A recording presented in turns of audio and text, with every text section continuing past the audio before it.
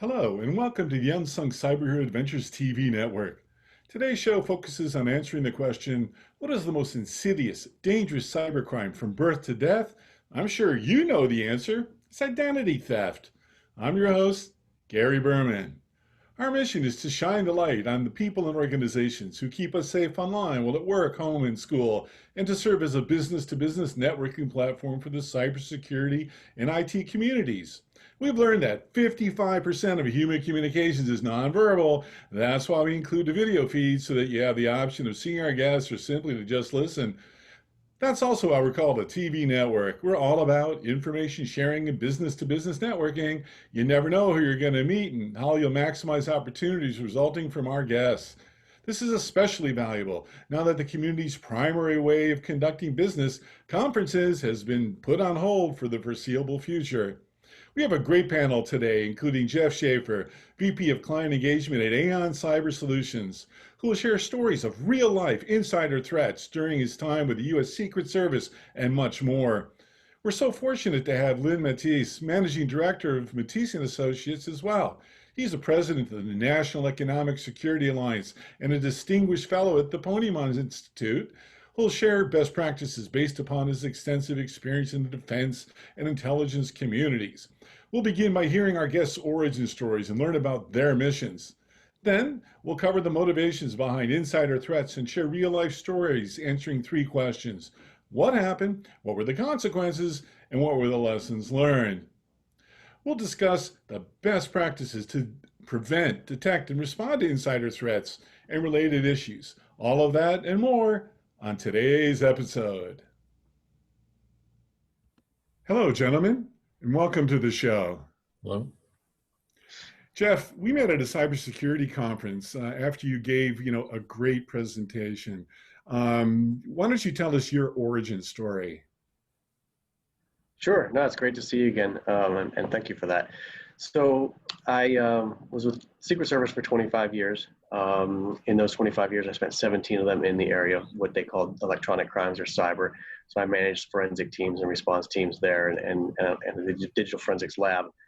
Retired a few years ago and went into the private sector, into consulting, and it's been an interesting change, and I've enjoyed it a lot, trying to manage teams from the law enforcement side in my past and now on the private sector side currently, and kind of what the differences are and motivations are.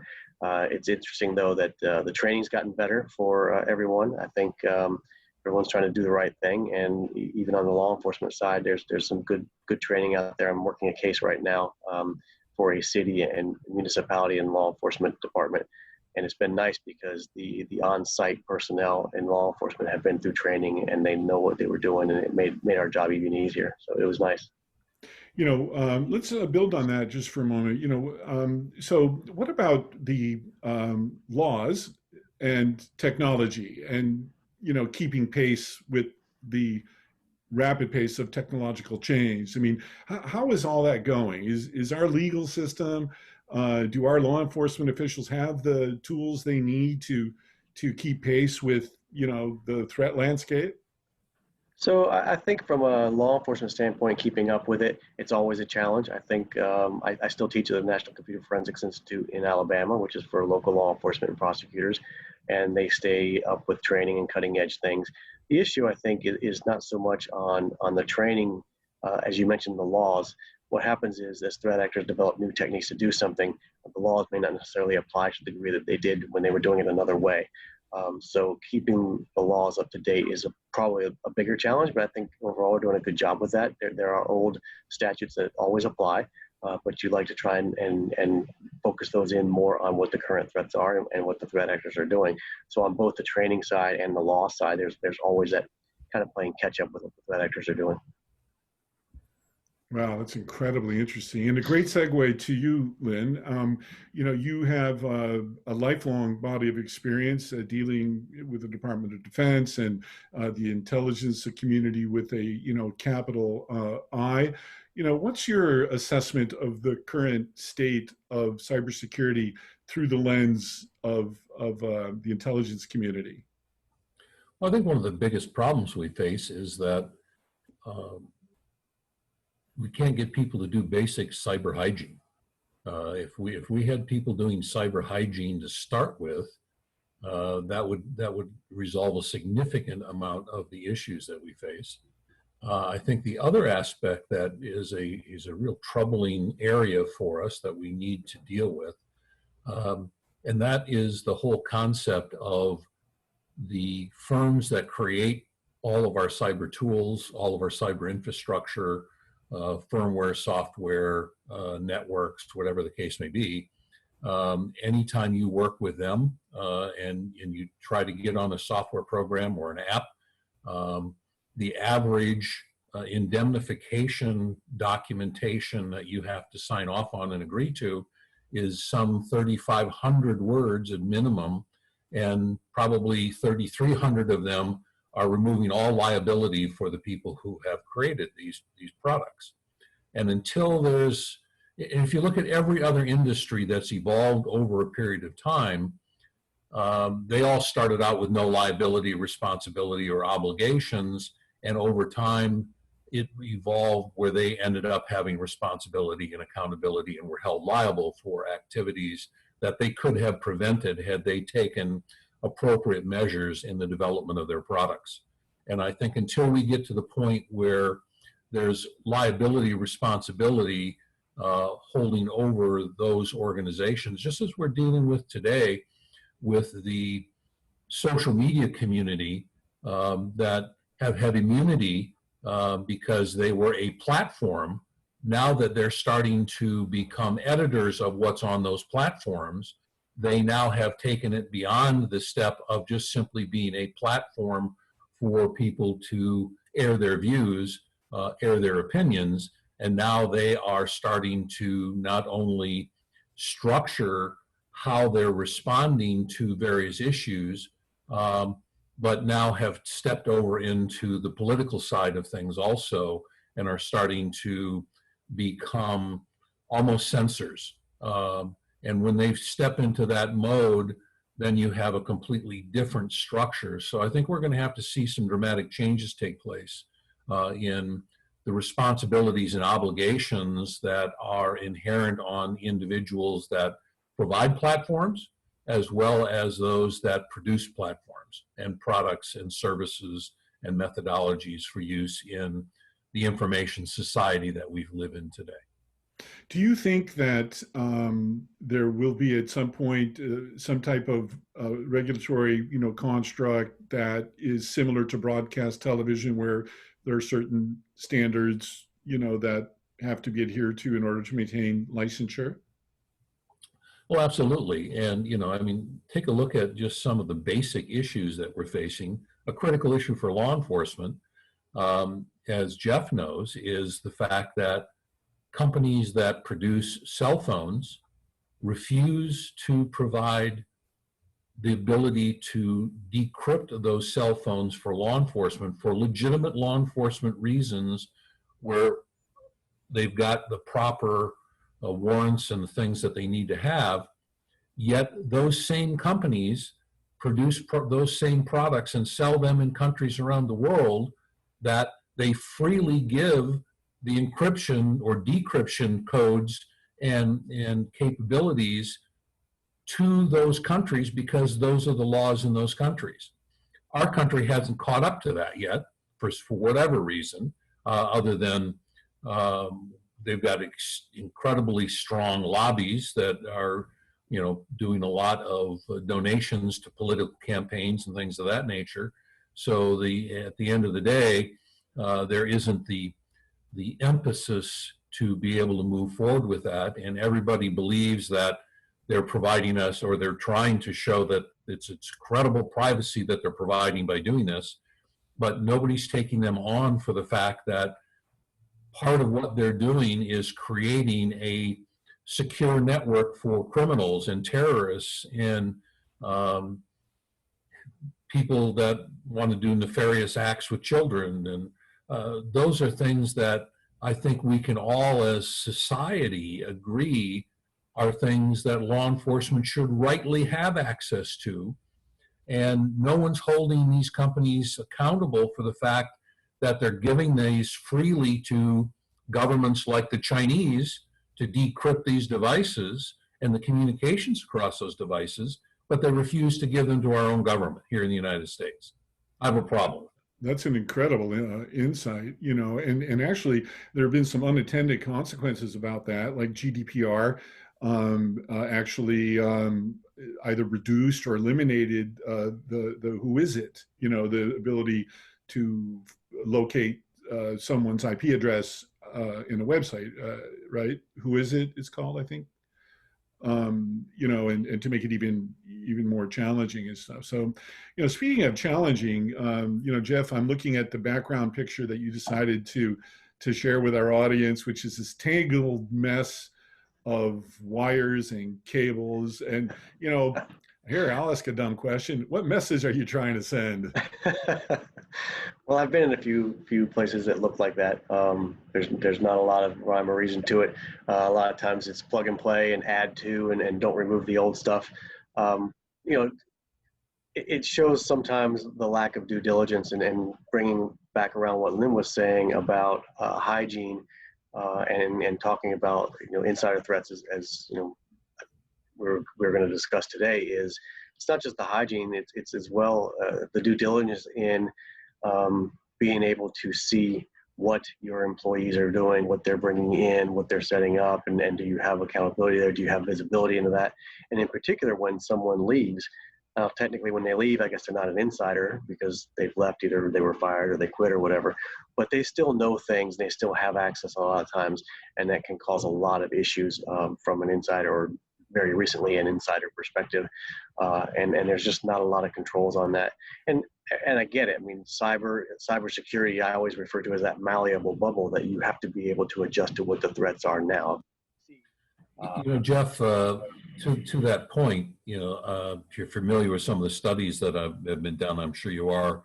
CyberArk did a study of the IT survey that they conducted of IT employees. 90% of the IT employees that they surveyed said that they would take sensitive information with them if they were laid off.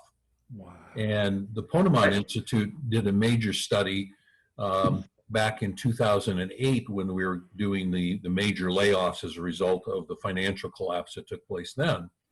59% of the people that they interviewed at that time said that if they were laid off, they would definitely take proprietary information, business sensitive information with them, because they felt it was their right and their ability to be able to protect themselves going forward. Right, well, and then there's a sense of I created it. If I created it, it's mine. There's that sense as well. But right, yeah, I mean the reason. Go ahead, Gary. Sorry, Jeff. The reason that I wanted to do the show on identity theft is, that I had a company. I had a very successful marketing company. Sold it to the largest marketing company in the world, and I was out sick for about a year, during which time my right-hand person and some tech contractors cloned the company. So it wasn't just a personal identity theft. They stole my company. They redirected phone numbers that were supposed to, phone calls to our office to theirs. They spoofed our website. They called our biggest clients, alleging that we were under investigation by the FBI and to cease communications. So there's a high degree of social engineering. There were 36 people attached to my OnStar account in my car, listening to conversations. So I'm very passionate about this idea of identity theft, and most importantly, what the business community should be thinking about and how to protect themselves in general, and small to medium enterprises in particular. I'll throw that out to either of you. Yeah, I think they should make a movie about your what happened to you. It's made for TV, for sure. Well, I think this is as close to TV as I'm going to get, but. If you haven't read the book, The Real War Against America by Brett Kingstone, I highly recommend that book. Brett had the same type of situation happen with him. He's a Stanford grad, and he had created a technology that was really unique in that it significantly reduced the costs of having lighted signs. He figured out a way to put the proper tension on a fiber optic cable and be able to put bright light out the side of the cable. And he did that because his study found that that he conducted found that the preponderance of fires that occurred in businesses was a result of the transformer for a neon light overheating, because it takes a huge amount of power to create that explosion of light inside the neon. So he created this capability, and he can put this all out with a small LED light and create all of the different kinds of capabilities. Well, one of his key insiders that was working for him, one of his original employees, who he screened all these people very closely, and I know Brett well from a lot of discussions that we've had, and the discussions he had put in place incredible levels of security, similar to what we would do in special access programs in the defense and intelligence community. Yet he couldn't defend against an insider who stole a significant amount of information, gave it to the Chinese, and the Chinese company who had paid this guy $1.5 million to do this. Also, he would go in at 5 o'clock in the morning and take copies of blueprints and fax them to an attorney in the United States, who then filed patents for the Chinese company off of them, and didn't even bother taking the proprietary and trade secret marks off of them. I mean, it's just flabbergasting what took place with this. And that was, I was involved in the original creation of the Economic Espionage Act back in 1995, was signed into law in 1996. And one of the things that bothered me the most was that, having served on the National Counterintelligence Center's inaugural advisory board when it stood up in '94, the first report that came out on economic espionage out of them in '95 said that their government was aware of 8 countries that were actively and aggressively stealing technology from the United States. And so that's what prompted us, because I was sitting on the board of the National Intellectual Property Law Institute at the time. So the president of the Institute drafted the law, and then we worked with the Bureau, the Justice Department, and people on the Hill, and it passed unanimously in 1996 in both houses, which is almost unheard of. The problem is between 1996, when the law went into effect, and 2011, when the last report that was issued by the National Counterintelligence Center on economic espionage was issued, because apparently it became politically untenable when the report stated that the government was now aware of over 140 countries that were actively and aggressively stealing technology in the United States. Well, the reason for that, the Justice Department, during that entire period of time, had only prosecuted 12 cases of economic espionage. Wow. So no wonder we lost so many businesses. No wonder the Chinese were so effective in putting us out of business in many different industries, because of the approach that they took. And it's not just the Chinese, obviously. Some of our good trading partners, the South Koreans, the Israelis, the French.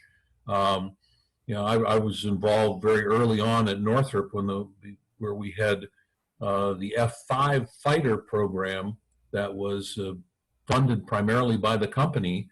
An entire packet of that data was stolen out of our CEO's office, out of his hotel room when he was over for the Paris Air Show.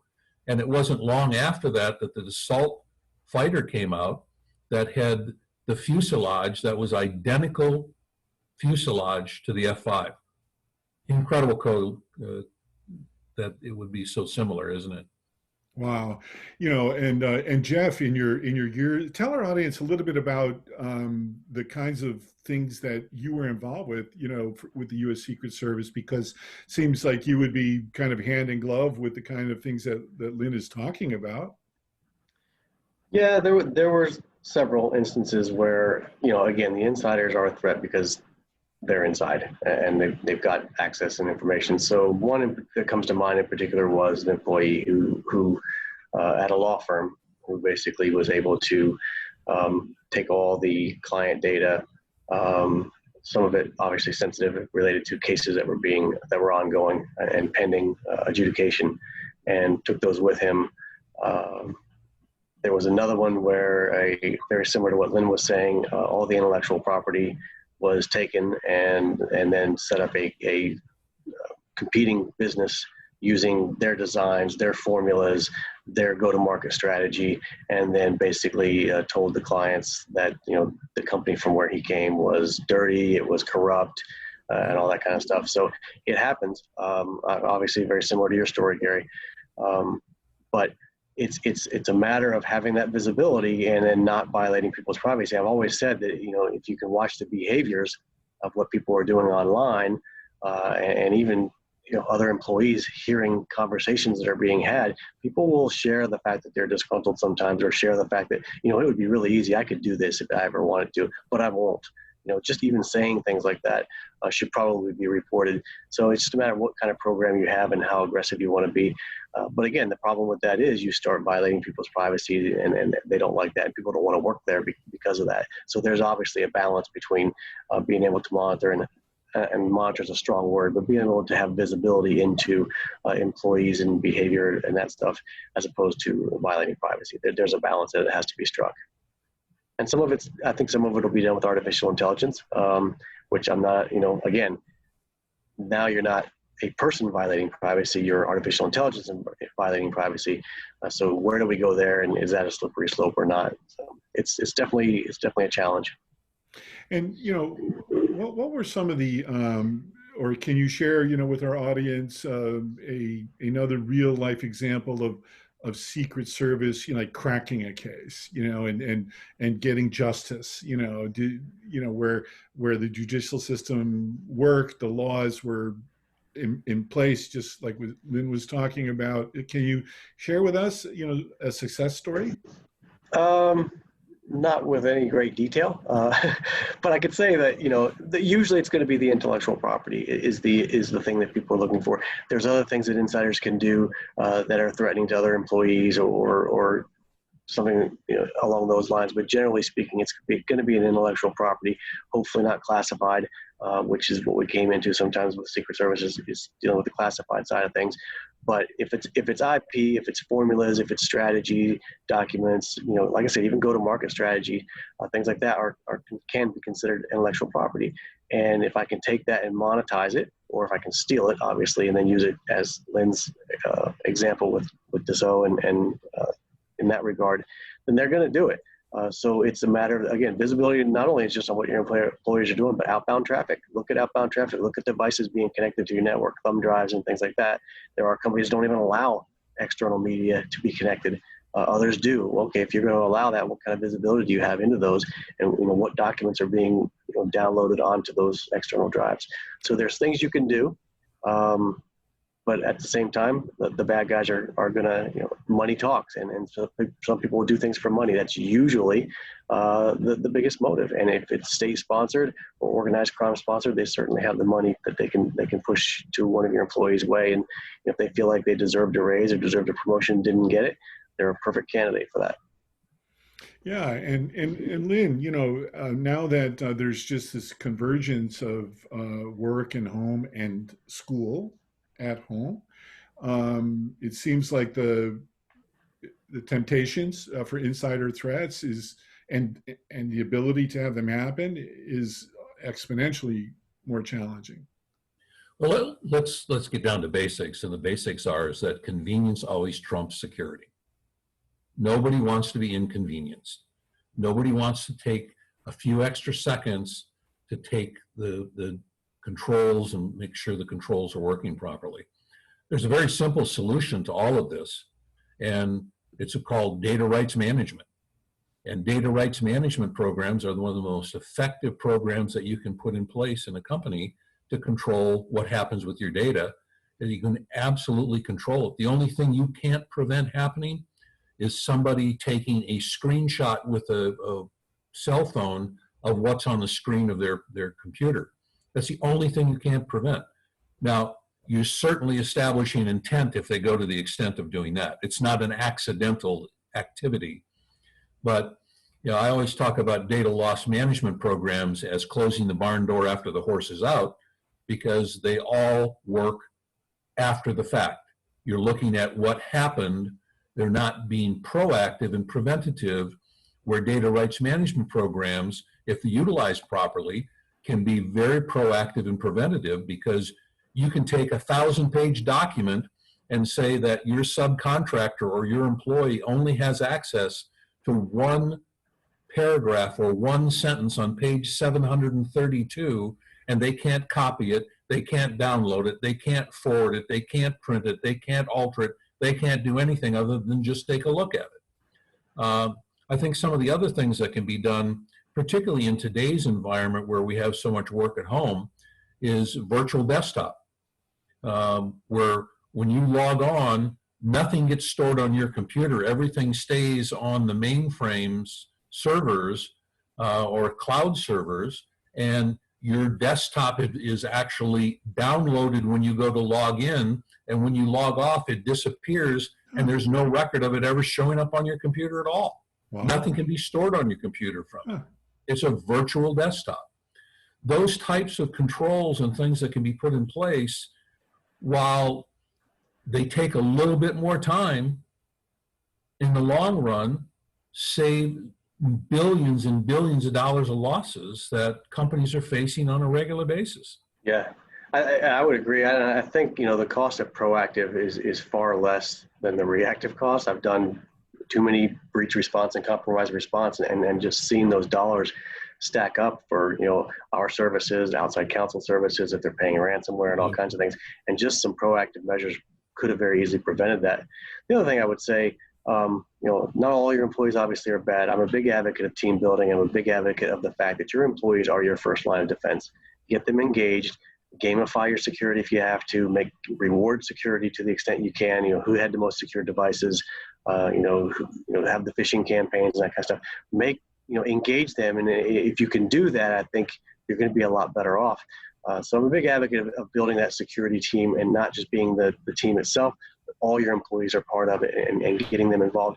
And again, everyone has the same frustrations. As Lynn said, efficiency and expediency will always, trump security. And it's just the way it goes. It always has been that way. So explain to your employees, hey, it's this way for a reason. We're doing it this way to save your data, our corporate reputation, all those kind of things that should be important to you as an employee. And again, build that team is a other big proactive measure I think should be taken. I do a lot of enterprise risk management reviews in companies. It's one of the hallmarks of what we do.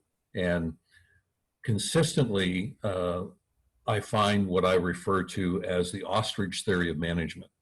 That management puts its head in the sand and figures that the probability of that occurring with us is very remote, so I'm not going to deal with it until we have to.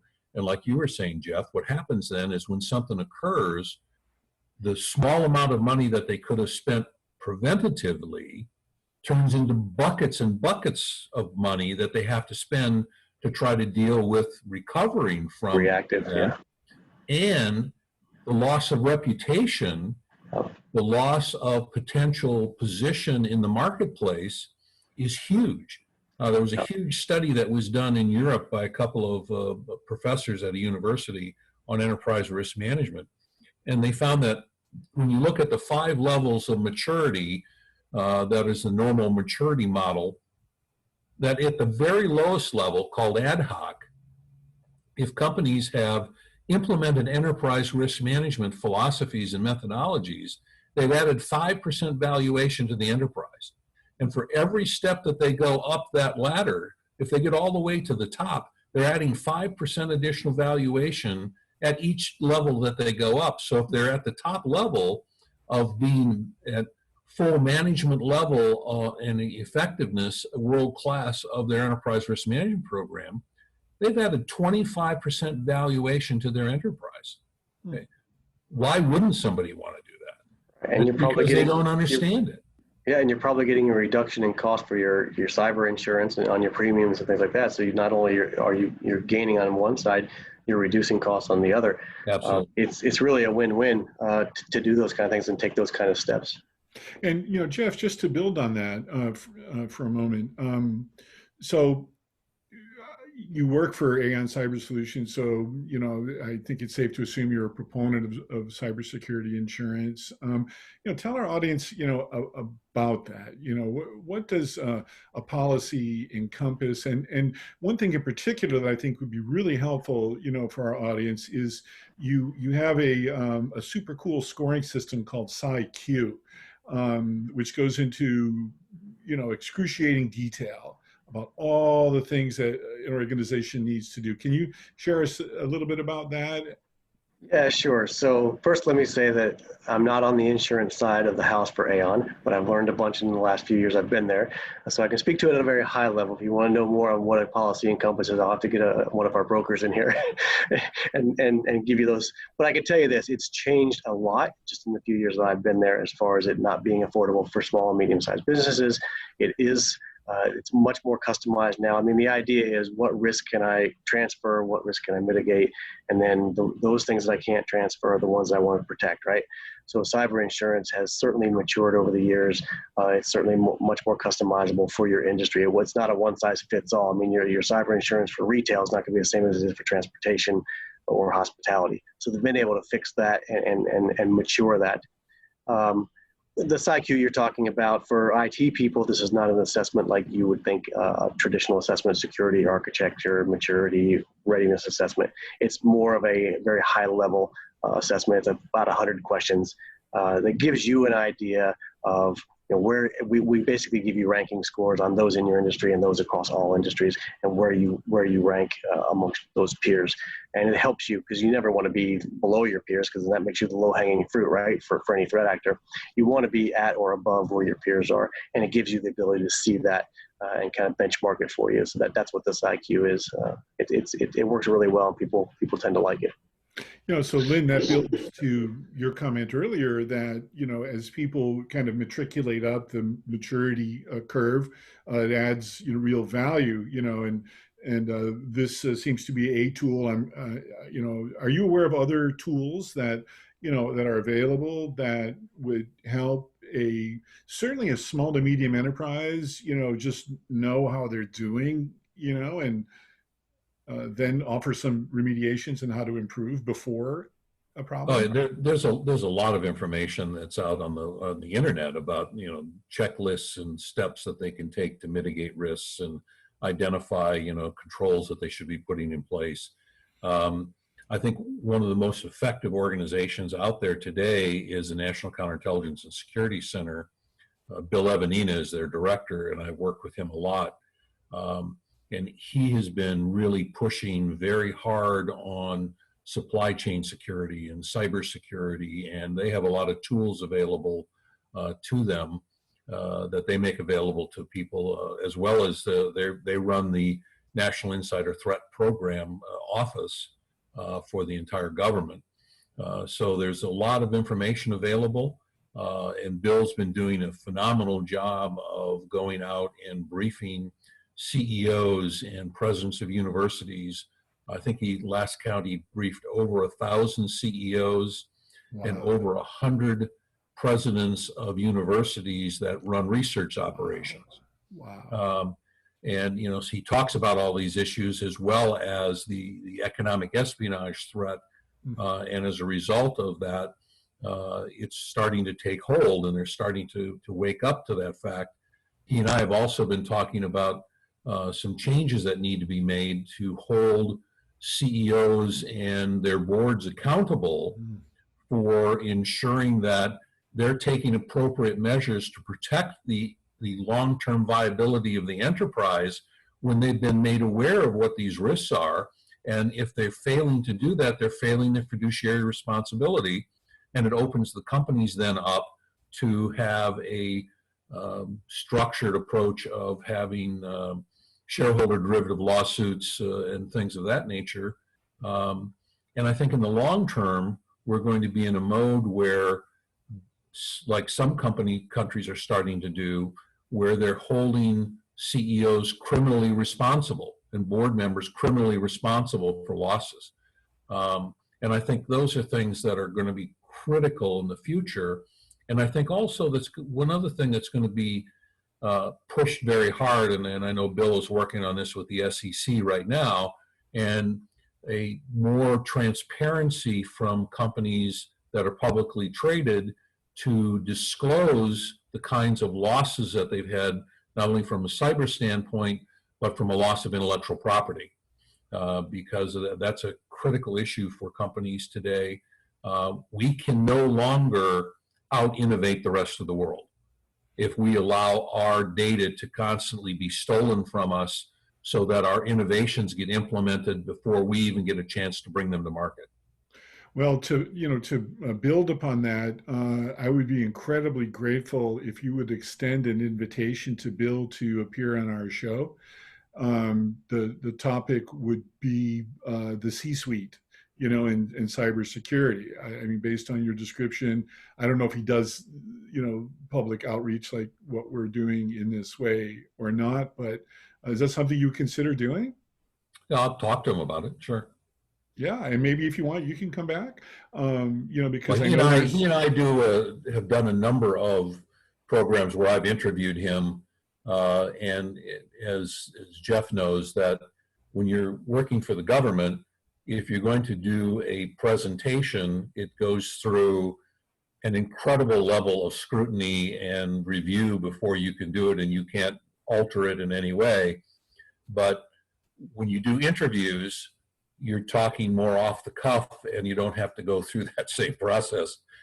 So we've gone through and done a number of those, to the point that I was approached by the Office of the Director of National Intelligence and asked if I would do an interview, on-camera interview of Bill, that they could then record and then be able to put up in segments up on the websites of both the Director of National Intelligence and the National Counterintelligence and Security Center, so that they could get this information out in more of an unfiltered fashion without having to go through all of the macerations that the public affairs and the legal beagles in the government want to make sure that they haven't offended anybody in the world. Well, my wife would kill me if I didn't say the following. I've never had a scoop before, but I'd like to have a scoop and have you and Bill on the show. And I would love, our show to be in the office of the director of D&I's website and to just blow this up and amplify the good works that you're doing. And I don't need to have my background here. I can just have books or some tangled wires, if you're up to lending me your photographs. So I don't know. I'm being completely serious about this. So it's an open invitation. I would be honored to help in that way, because as we're closing here, our mission is to shine the light on the unsung heroes who toil in anonymity to keep us safe at work, at home, at school. And I really want to thank Lynn and Jeff for this wonderful interview. We can go on and on and on. Maybe we'll do a series if you want. I'm up for that. But if you want more information, to contact either of them, it'll be in our show notes, so that you can get more information. The Ponemon Institute's an amazing resource, and there are many others. Secret Service, the Office of D&I, and we'll include whatever links that you want the audience to have. Is there something else you wanted to say? Yeah, I would just want to add, one of the links that I will send to you is an article that I did on an interview I did on Bill back in November of last year, talking about the risks associated with physical security systems. And any physical security system that is either manufactured in China, has components out of China, or software out of China, is one that has to be replaced, because Bill made it very clear that the intelligence community has seen numerous situations where those products are sending information back to China. And when you think about security systems being at the heart of everything that goes on in companies and seeing everything that's taking place inside companies, why would we want to give all of that back to the Chinese for free? Well, you're actually we're paying for it. You're actually giving me a moment of pause here, because I had heard that there were some issues with Zoom, the very thing that we're using right now associated. Is that valid or how? There is. It was completely, all the software was generated in China. I mean, this is Jeff probably knows this. I mean, the FBI even had a problem with their Samsung telephones that they had given to all their agents for all of their unclassified discussions.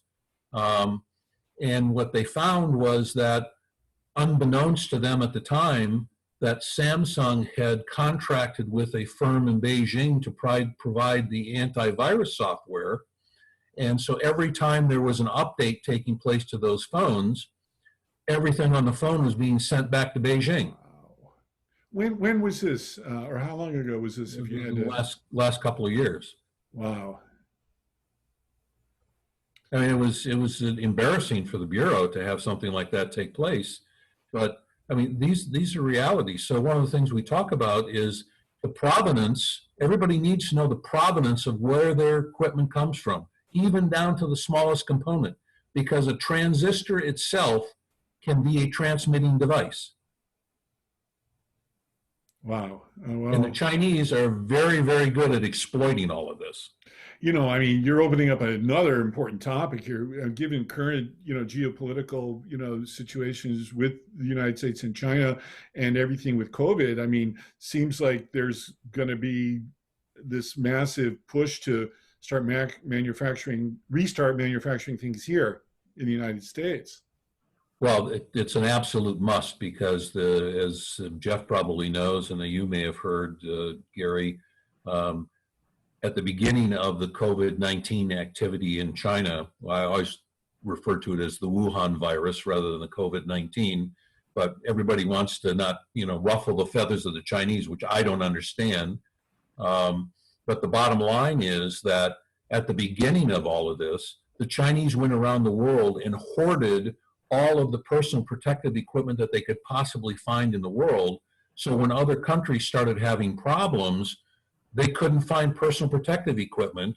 And then the benevolence of the Chinese sending them personal protective equipment products out of China, as well as testing equipment to a bunch of countries in Europe, they found that they were defective.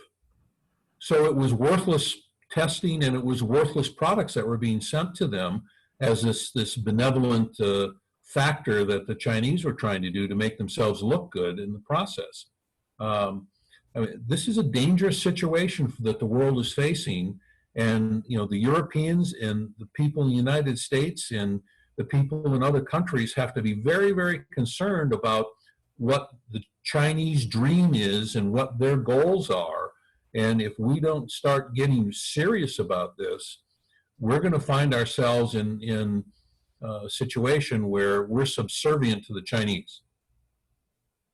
Wow. Jeff, any final thoughts for everyone? No, I mean, not a lot of it can be avoided, but some of it can, and I think it's just a best practices thing. And remember, and I say this a lot in some of my presentations, is people understand how to be safe on their computers, right? There's the computer safety. When you're on your laptop, you're on your desktop, you don't open emails from someone you don't recognize. You can hover over the URL and see it says .another country, right?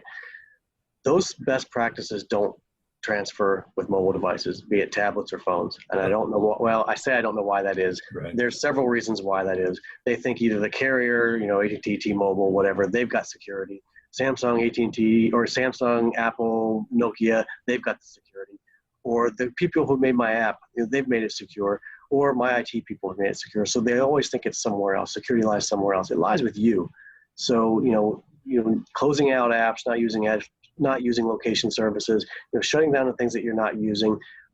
Read the fine print. You'd be shocked at how many applications intentionally send your data all over the world. Angry Birds was notorious, and I call them out, but they're not the only one. But it was a popular, game. And it was leaking or sending some of your data to 2 or 3 countries. And people they say, okay, I want to play that game. And they don't think about what it's doing. So some of this stuff is personal best practices and personal behaviors. Same thing with TikTok. TikTok's another one that everything's going back to China. People don't realize what's going on with this. And I think one of the biggest issues that we're facing is younger people have an attitude in general that everything about them is already out there, so why should they care? Because they're out on social media talking about everything they're doing all the time, and they feel like it really doesn't matter. And until they start having the impact, and some young people have started to have identities stolen and had accounts opened in their names, and find out that, you know, when they get to a point that they actually need to use credit, that their credit's in horrible condition and they can't do anything that they want to do because their identity's been stolen and their good name has been destroyed. So, I mean, there's a lot of education that needs to take place, and there's a lot of understanding. I think, and I applaud you, Gary, for what you're doing with Cyber Hero, particularly with all the way down to kids in elementary school, you know, helping to get them to understand the risks and threats that they face and putting it in a fashion that makes it fun for them to learn. Well, on that note, wow, time just flies when you're having fun and great conversations. Thanks so much to Lynn and Jeff for joining us. As I mentioned, we'll have additional information on how to contact them in our show notes. If you would like to be considered to appear as a guest on our show, just send me an email at Gary@cyberheroes with an S, comics with an S.com, and we can have a chat. And both of you are just perfect examples of our mission, which is, as I said earlier, to shine the light on the unsung heroes who toil in anonymity to keep us safe. And, you know, thank goodness we have folks like you and folks like our audience. So I hope this helps. Thank you. Thank you. You bet. Have a good day. Take care.